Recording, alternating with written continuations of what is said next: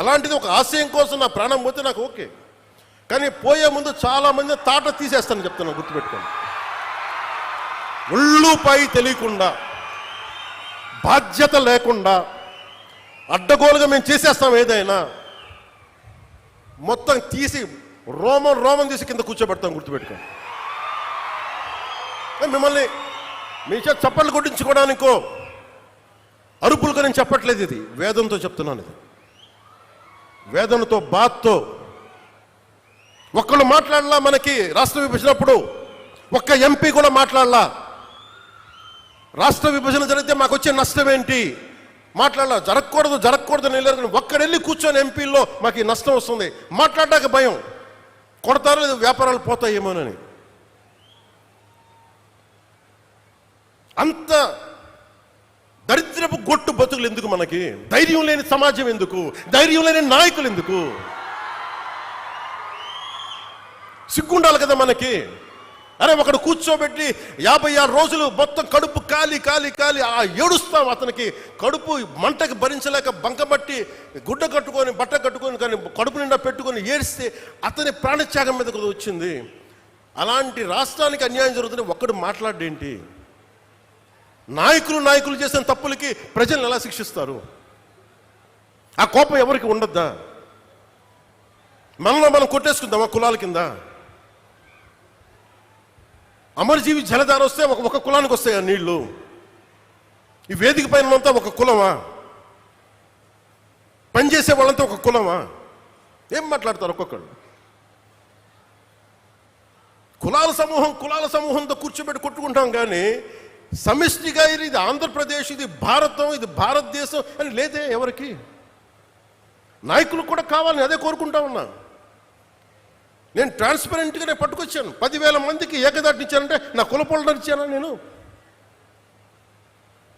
ముక్కుముఖం తెలియదు నాకు ఒక్కొక్కళ్ళది. నేను ఒకటే చెప్పాను, వెరీ స్ట్రిక్ట్ పాలసీ. నేను 20 మందిని ట్రాన్స్ఫర్ చేయగలను నా పరిధిలో. Very clear cut instruction. ఒక లంచం ఉండకూడదు. వారికి ఇప్పించాం 10,000 మందికి, ఒక 10,000 మంది పైచులకు పైగా అట్ వన్ గో. ఇంతకుముందు అదే దానికి రేట్ కార్డు ఉండేది గత ప్రభుత్వంలో. ఈ కార్డు ఇవ్వాలంటే 30,000, దానికి 5,000, 15,000, పారం 60,000, దానికి ఒక 60 కోట్లు 70 కోట్ల ఆదాయం మళ్ళీ దానికి. అవన్నీ తీసేసాను కదా. ఈరోజు రోడ్లు ఎందుకు వేస్తున్నారు? నువ్వు లంచాలు తీసుకొని అధికారుల దగ్గర రోడ్లు ఏమంటే వాళ్ళు ఎందుకు వేస్తారు? అందుకు ఫస్ట్ లంచం అనేది తీసి పక్కన పెట్టాం. మీరు జీతాలు తీసుకున్నారు, మీకు ఏదైనా కష్టం వస్తే నిలబడతాం, మీరు ప్రజల కోసం పనిచేయండి. ఈరోజు ఎందుకు 27 లోపల అవ్వాలి అధికారులకు చాలా స్పష్టంగా ఆదేశిస్తున్నాం. మేము మీకోసం కట్టుబడి ఇది 2 సంవత్సరాల్లో నీటి ప్రాజెక్ట్ పూర్తి అవ్వాలంటే పూర్తి అయ్యే తీరాలి. ఇది నేను పర్సనల్గా నేను కూర్చొని మన ఉభయ గోదావరి జిల్లాలకి మొత్తం ఆంధ్రప్రదేశ్లో ఉన్న ఈ 5 ప్రాజెక్ట్స్కి అయ్యేలాగా నేను పర్సనల్గా బాధ్యత తీసుకుంటాం.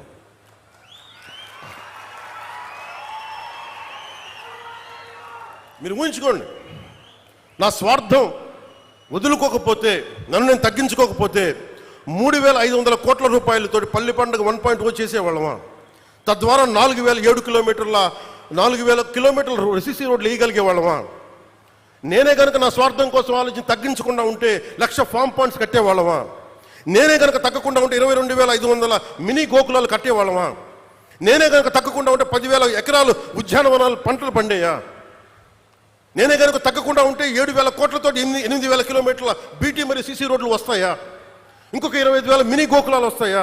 1,00,000 ఎకరాలు ఉద్యానవన పంటలు వస్తాయా? 1,500 అభివృద్ధి పనులు మొదలుపెట్టా విజయవంతంగా ఇది కూడా పూర్తి చేస్తామంటే నేను తగ్గి రాష్ట్రాన్ని పెంచాను, మీకు అందరినీ పెంచుతున్నాను. డోలీ గ్రామాలు పట్టించుకోరు ఎవరు పట్టించుకోరు ఆ డోలీ గ్రామాలని. నేను వెళ్ళాను తాండాల్లోకి. నేను అందరికి యాక్టర్లా కనిపించవచ్చు, సినిమాలో డాన్సులు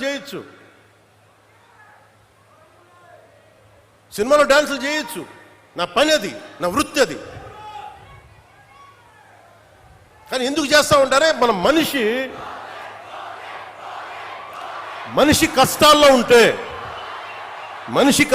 ఉంటే ఇదే తాండాలో నేను తిరిగాను, ఇదే తాండాలు చూశాను. ఆదిలాబాద్ గోండు తాండాలు తిరిగాను. గుక్కెడు నీళ్లు కోసం ఏడుపు, నిద్ర పట్ల నాకు. వస్తామో పెడతామో తెలీదు. ఆవిడ అడిగింది నాకు నీళ్లు కావాలంటే ఆ నీళ్లు కోసం ఎంత నిద్ర పట్ల 3 గంటలకు లేచాను. పక్కనే మినరల్ వాటర్ బాటిల్ ఉంది. అప్పుడు ఇప్పుడు టీఆర్ఎస్లో ఉన్న శ్రవణ్ ఉన్నాడు. శ్రవణ్ లేపాను. భయపడ్డాడు శ్రవణ్, ఎవరు వచ్చి ఏమైనా జరిగిందా గొడవ అని. ఏం లేదు, నాకు నిద్ర పట్టలేదు శ్రవణ్, ఏం చేద్దాం వీళ్ళకి. అప్పటికప్పుడు కూర్చోబెట్టి మళ్ళీ తాండాలకి వెళ్ళి వాళ్ళకి ఒక బోరింగ్ వేయించి వాళ్ళకి. ఇది ఎందుకు చెప్తున్నా అంటే మన స్థాయిలో మనం ఎంత చేయగలం అంతే చేద్దాం. ఆ రోజున ఒక చిన్నపాటి కుగ్రామానికి నా సొంత నిధులతో కొంతమంది స్నేహితుల సహకారంతో ఒక బోర్ వేస్తే నీళ్లు తేగలిగాం. ఈ రోజున అదే మదనపడి ఈ రోజున అమరజీవి జలధార ఒక దాదాపు 1 కోటి మందికి పైగా దాహం తీర్చుంది. ఇంటెన్సిటీ ఒకటే, థాట్ ఒకటే, ఇంటెంట్ ఒకటే. ఆ రోజు ఒక చిన్న గ్రామానికి చేసాం, ఈ రోజు కొన్ని ప్రాంతాలకు చేస్తున్నాం. సో దీన్ని బట్టి మీరు అర్థం చేసుకోండి, మనసు మారలేదు ఎప్పుడు. అలాగే ఈ తీసుకున్న కాంట్రాక్టర్స్ ఎవరో కూడా నాకు తెలియదు, వారికి కూడా నా విన్నపం సభాముఖంగా, ప్రధానమంత్రి గారు, జలశక్తి మినిస్టర్ ఆర్ఆర్ పాటిల్ గారి ద్వారా వారు కొన్ని విషయాలు తెలియజేశారు. మీ దృష్టి కూడా తీసుకురావాలి. గతంలో ఏం చేశారు వీళ్ళంటే, జల్ జీవన్ మిషన్ డబ్బులో ఎంత డబ్బు ఉండిందంటే, జల్ జీవన్ మిషన్లో హర్ ఘర్ జల్, ప్రతి ఇంటికి రక్షిత మంచినీరు. రక్షిత మంచినీరు ఇవ్వాలంటే ఏం చేయాలి? వీళ్ళు ఏం చేస్తారు, మేము అన్నిటికీ 24 లక్షలు ట్యాప్లు ఇచ్చేసాం. ఇచ్చారు. ఎలా ఇచ్చారు? ప్లాస్టిక్ పైపులు ట్యాపులు కొని వేస్తారు. నీళ్ళు ఇవ్వలేదు వాళ్ళకి. నీళ్ళు ఎక్కడి నుంచి పట్టుకొస్తారు? లేవు. అసలు ఎక్కడ కూడా మేము ఇన్ని వేల కోట్లు ఇస్తామంటే, కేంద్ర ప్రభుత్వం చాలా గొప్పగా ఉంటాయి వాళ్ళ ఆలోచనలు. వాళ్ళు ఏం చెప్పారంటే, ఎక్కడైతే రక్షిత మంచి రిజర్వాయర్ వాటర్ ఉందో దాని నుంచి మీరు లైన్లు తీసుకొని మీరు వీటికి డబ్బులు వీటికి మీరు ఇంటింటికి ఇవ్వండి. కనీసం ఇంటికి 55 లీటర్ల నీళ్ళు ఇవ్వండి, తాగునీరు. ఇది వాళ్ళ ప్రోగ్రామ్. కానీ వాళ్ళు ఏం చేశారంటే, కొన్ని గ్రామాల్లో కొన్ని చోట్ల పైపులే కదా మేము ఇంటికి ఇంత ఇచ్చేసామని చెప్పి పైపులు ఇచ్చేశారు, నీళ్లు కనెక్షన్ లేవు, అరాకొరగా వదిలేశారు. దాదాపు ఎంత శాతం దుర్వినియోగం అయిపోయిందని మీకు చెప్పలేండి, కడుపు మండిపోతుంది. ఇవన్నీ చూసి ప్రధానమంత్రి గారి దగ్గర నుంచి ఏమొచ్చిందంటే, జలశక్తి మినిస్టర్ నుంచి, మేము ఎందుకు కంటిన్యూ చేయాలి ఇది? మేము ప్రజల కోసం మేము డబ్బు ఇస్తుంటే ఇలాగ అడ్డగోలుగా మీరు నిర్లక్ష్యంగా చేస్తే మేము ఎందుకు ఇవ్వాలి డబ్బులు? వాళ్ళని కన్విన్స్ చేయడానికి పట్టింది.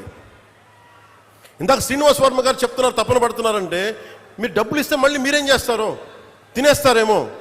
వాళ్ళని కన్విన్స్ చేయడానికి నేను చెయ్యని ప్రయత్నం లేదు. గౌరవ ముఖ్యమంత్రి చంద్రబాబు గారు కానీ చేసిన తర్వాత, అడవి తల్లి బాట తర్వాత, లేదు వీళ్ళు జెన్యూన్గానే చేస్తారు, ఎంత నేను పర్సనల్గా తెలిసినప్పటికీ మీ పెర్ఫార్మెన్స్ ఎలా ఉంటుందో అని నమ్మిన తర్వాత ఈ రోజున ఇన్ని వేల కోట్లు వస్తున్నాయంటే దానికి మీరు నమ్మి గెలిపించారు, మేము నమ్మి మీకోసం పనిచేస్తున్నాం. అదే ఈరోజు కదిలించింది. 1005 కోట్లతోటి 625 గిరిజన గ్రామాలకి 1069 కిలోమీటర్ల శ్రీకారం చుట్టాం. ఇవన్నీ చెప్పిన తర్వాత ఎవరి డ్యూ రికగ్నిషన్ వాళ్ళకి ఇచ్చాం. ప్రధానమంత్రి గారి సహకారం లేకపోతే ఈరోజు మేమేం చేయలేం. అలాగే ఒకవైపు చంద్రబాబు నాయుడు గారి అనుభవం, ముఖ్యంగా ఆయన ఫినాన్షియల్ అండర్స్టాండింగ్, ఆర్థిక దుస్థితిని ఎలా సరిచెయ్యాలి, ఆయనది అపారమైన అనుభవం. ఆ అపారమైన అనుభవం వల్లే ఉన్న తక్కువ వనరుల్ని ఎంత ఇంపాక్ట్ఫుల్గా, ఎంత ఎఫెక్టివ్గా వాడాలి అనేది వారి అనుభవం చాలా చాలా చాలా పనిచేస్తుంది.